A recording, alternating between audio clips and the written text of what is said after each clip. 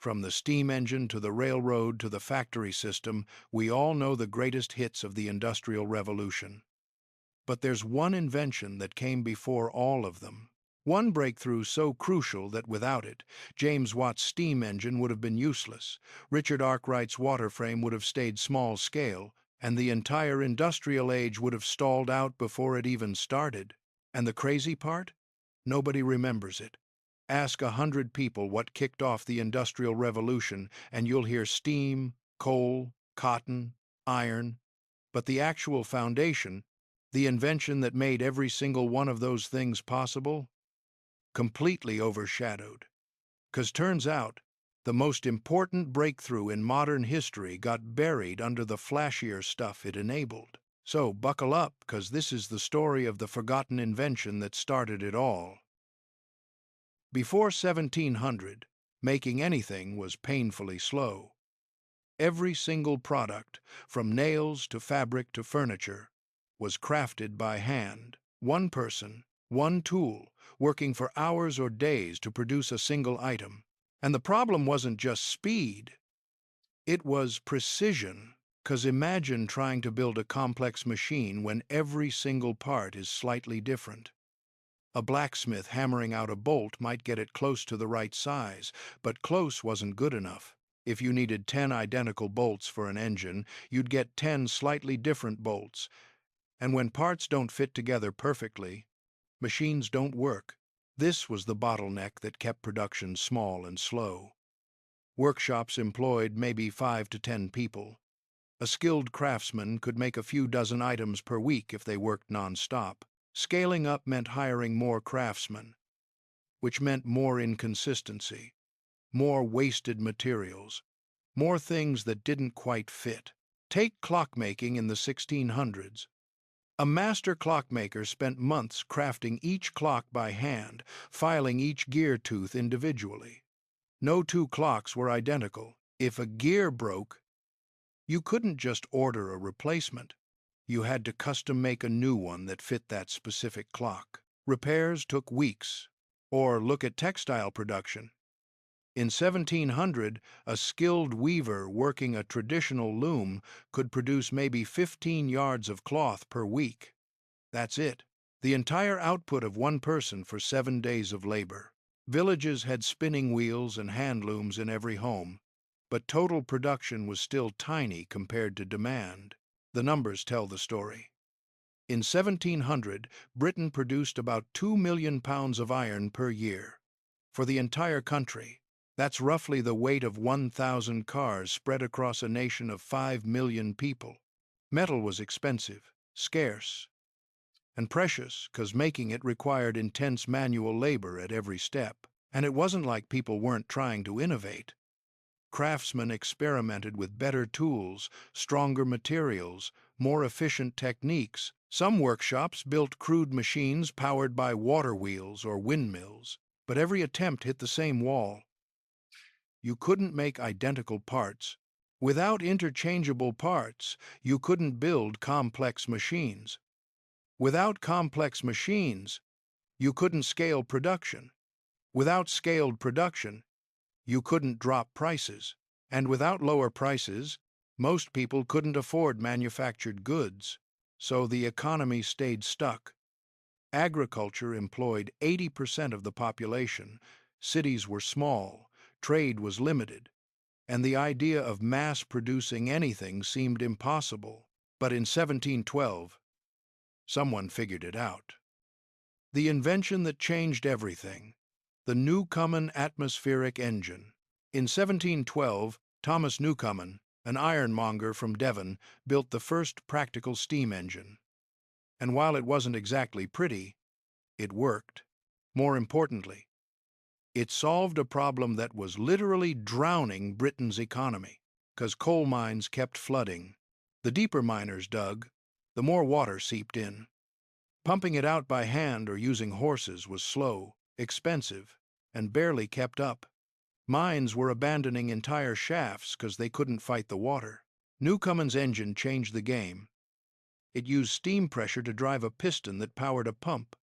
One engine could do the work of dozens of horses, running 24 hours a day without getting tired or needing food. Holy crap. But here's the thing nobody talks about. The Newcomen engine wasn't important because it pumped water. It was important because of what it required to work. To build a functioning steam engine, you needed precisely manufactured metal parts. The cylinder that held the piston had to be bored to exact dimensions. The piston itself had to fit snugly inside without gaps. The valves had to open and close at precise moments. And all of this had to withstand intense heat and pressure without breaking or leaking. If your parts were off by even a fraction of an inch, steam leaked out, pressure dropped, and the whole thing stopped working. Newcomen and his partner John Calley spent years figuring out how to machine metal accurately enough to make it work.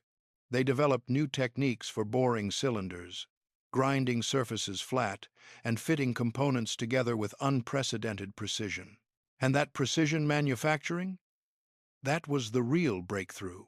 'Cause once you could make precise metal parts, you could build anything. Complex machines became possible.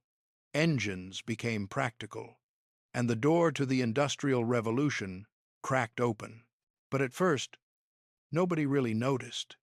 The Newcomen engine was expensive, inefficient, and basically only useful for pumping water out of mines.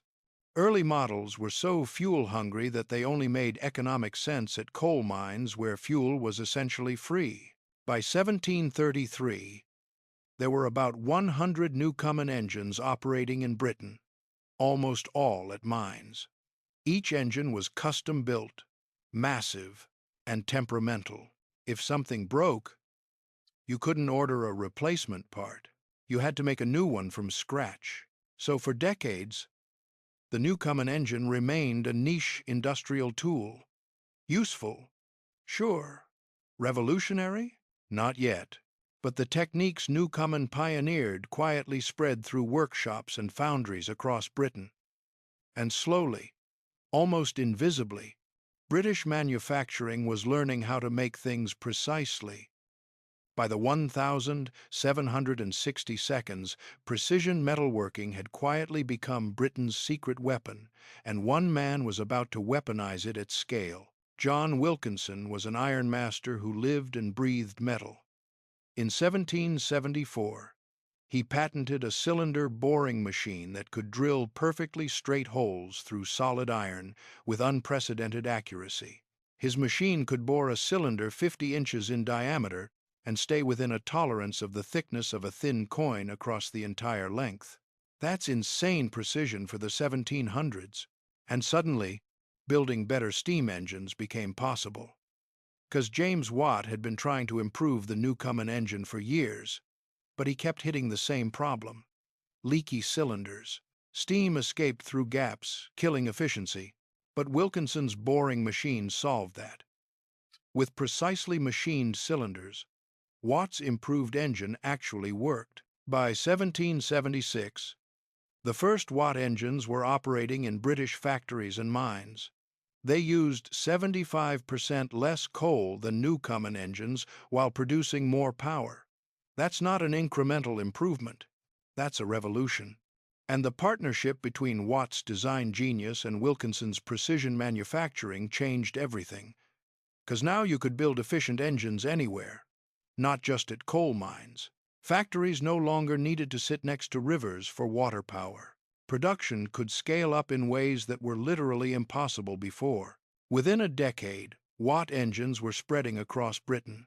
By 1800, over 500 were in operation, powering textile mills, iron foundries, flour mills, and breweries. Talk about a game changer. But here's what made this truly transformative. The precision manufacturing techniques didn't stay locked in steam engines. They spread everywhere, because once British metalworkers learned how to machine parts accurately, they applied those skills to everything. Textile machines got better. Richard Arkwright's water frame and Samuel Crompton's spinning mule both required precisely manufactured metal components to work reliably. By the 1,780 seconds, cotton mills across England were installing these machines, and production exploded. Cotton thread production in Britain increased by 50 times between 1770 and 1850 times. And it wasn't just textiles. Precision metalworking enabled better tools, stronger machines, more complex mechanisms. Clockmakers could finally mass-produce reliable timepieces. Gunsmiths could manufacture muskets with interchangeable parts. The numbers tell the story. In 1760, Britain produced 17,000 tons of iron. By 1800, it was 125,000 tons. In just 40 years, iron production increased sevenfold because precision manufacturing made it possible to build bigger furnaces, better equipment, and more efficient operations. And once Britain figured it out, everyone wanted in. Without precision metalworking, there would be no industrial revolution, period. Because think about it.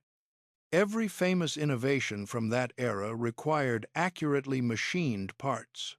George Stephenson's rocket locomotive in 1829 needed precisely bored cylinders and machined pistons. Richard Trevithick's high-pressure steam engines? Same thing. The power looms, revolutionizing textile production, required gears, shafts, and mechanisms machined to tight tolerances. None of it works without precision manufacturing. And here's the connection everyone misses. The steam engine didn't just power the Industrial Revolution. The process of building steam engines taught British manufacturers how to make everything else. 'Cause once you can bore a perfect cylinder, you can machine any metal part. Once you can measure tolerances to a fraction of an inch, you can build complex mechanisms. Once you can produce identical components, you can scale production. The skills flowed outward from steam engine workshops into every industry. Metalworkers who learned precision techniques on Watt engines took those skills to textile mills, iron foundries, shipyards, and arsenals. By 1820, Britain had an entire generation of craftsmen who knew how to manufacture precise metal parts at scale, and the results were staggering.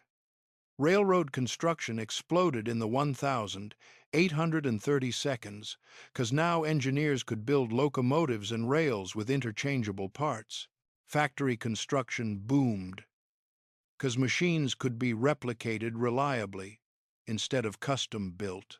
Britain built over 6,000 miles of railroad track between 1,830 and 1,850. That's an average of 300 miles per year, much of it requiring thousands of precisely manufactured metal parts. Wheels, axles, couplings, rails, and engine components.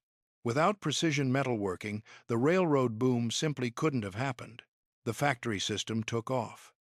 By 1850, over 50% of Britain's population lived in cities, up from 30% in 1800. They moved there for factory jobs that didn't exist before. And the economic impact? British industrial output increased by 300% between 1,800 and 1,850.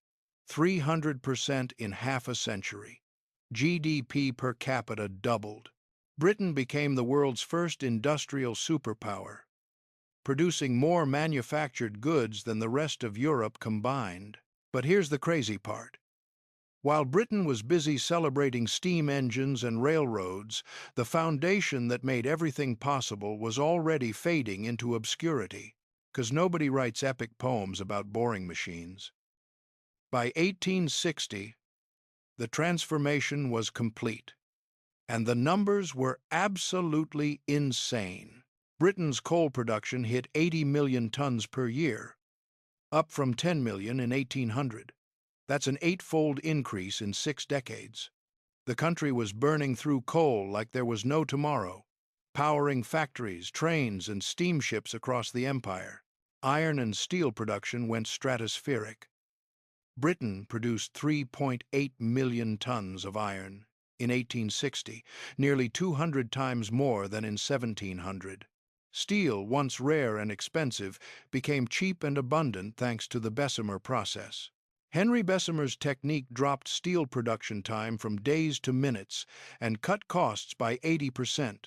Holy crap! Textile production completely transformed daily life. In 1760, Britain produced about 2.5 million pounds of raw cotton per year.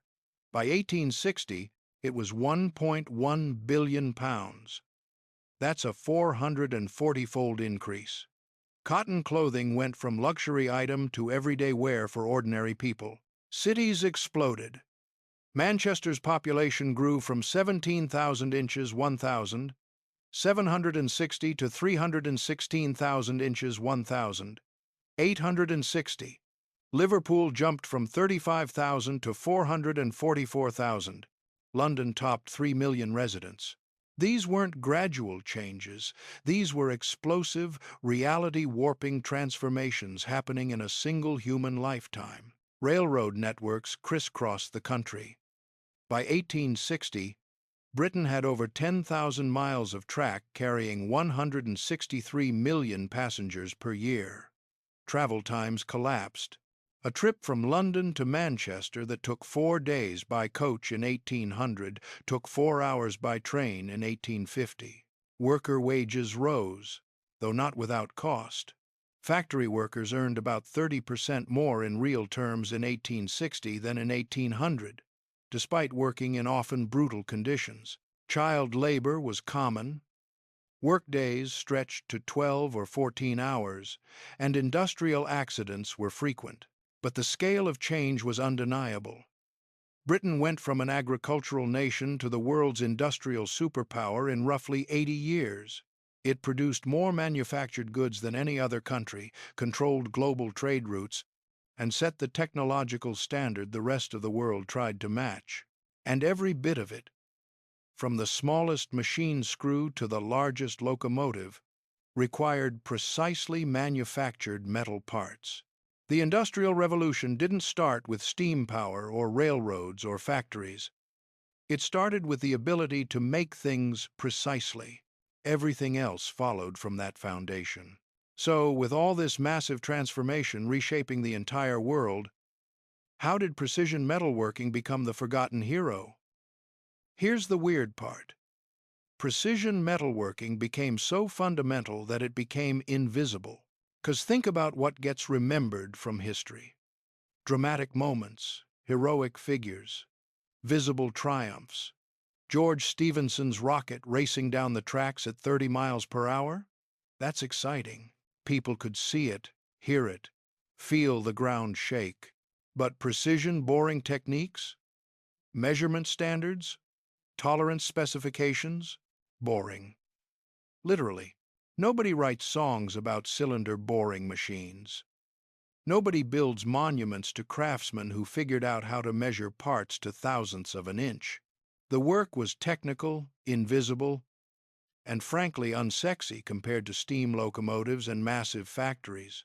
So the public memory focused on the flashy stuff. Steam engines got the credit, railroads captured the imagination, factory owners became famous. Meanwhile, the foundational technology that made everything possible just faded into the background noise of industrial progress. And here's another factor. Precision metalworking became standardized so quickly that people forgot there was ever a time when it didn't exist. By 1850, every decent machine shop in Britain could bore cylinders accurately. Every metalworker knew how to measure tolerances. The techniques spread so thoroughly that they became basic trade knowledge, not revolutionary innovations. It's like asking someone today who invented the screw thread. Most people have no idea, 'cause screw threads are just everywhere, fundamental and invisible. Same thing happened with precision metalworking. Once it became universal, its revolutionary origins disappeared from view. Thomas Newcomen died in 1729. Largely unrecognized. John Wilkinson made a fortune from his boring mill, but history remembers him more for his eccentricity than his technical genius. The craftsman who perfected measurement techniques? Almost entirely forgotten. Meanwhile, James Watt became a household name. When he died in 1819, he was mourned as one of Britain's greatest inventors. Statues were erected, streets were named after him, and his steam engine improvements were taught in schools. But without Wilkinson's precision boring, Watt's engines wouldn't have worked. The infrastructure paradox strikes again. The most important innovations are often the most invisible ones. Roads enable commerce, but people remember the cars. Electricity grids power modern life, but people remember the light bulb. Precision metalworking enabled the Industrial Revolution, but people remember the steam engine, and textbooks compounded the problem. When historians wrote about the Industrial Revolution, they focused on the big, obvious changes: steam power, factory system, railroad expansion. Precision metalworking got maybe a footnote, if it was mentioned at all. But even though we forgot the name and the technique, we never stopped using it. Right now, as you're watching this, precision metalworking is running your entire life. Your car? Built with engine components, machined to tolerances measured in microns. The pistons, cylinders, crankshafts, and transmission gears all require the same basic principle Wilkinson pioneered in 1774. Precisely manufactured metal parts that fit together perfectly. Your phone? The circuit boards, the tiny screws holding it together, the metal frame, all manufactured with precision techniques descended directly from those early Industrial Revolution workshops. Every airplane flying overhead depends on it. Jet engines contain thousands of precisely machined components spinning at insane speeds. A single blade out of tolerance, and the whole engine fails catastrophically. Medical devices? Same thing. Surgical instruments, joint replacements, pacemakers, all require precision metalworking. Your hip replacement is basically a precisely machined metal ball fitting into a precisely machined socket. Modern manufacturing produces over 90 million cars per year globally. Each one contains roughly 30,000 parts, most of which are metal components machined to exact specifications. That's 2.7 trillion precisely manufactured parts annually just for automobiles. The global precision machining industry is worth over $200 billion per year. CNC machines, lathes, mills, boring equipment, all descendants of those early steam engine workshops. The principle hasn't changed. Make parts precisely. Make them identical. Make them fit together perfectly. Even space travel depends on it.